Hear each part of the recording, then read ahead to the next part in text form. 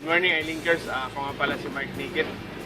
Nandito po tayo ngayon sa Alabin sa Arcani Province sa aking backyard na babuyan.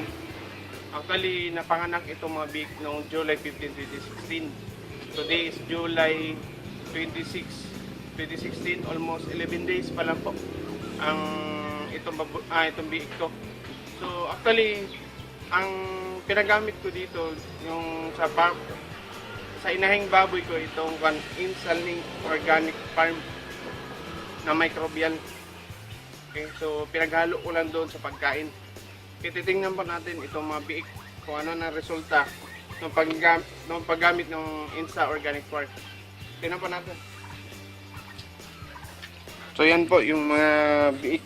Yan po ang resulta doon sa Insa Organic Farm.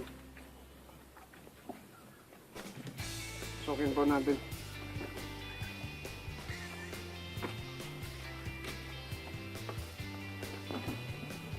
Ito po. Yung mga biik. Tingnan niyo po yung katawan. Ang bibilog po.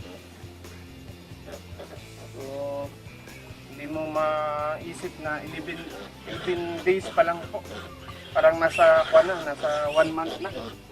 Pwede na po siya ibinta natin 2,000 pesos. Okay. Ito naman sa inahin, hindi talaga siya pure feeds. Ayan siya. Actually, halo lang po yan.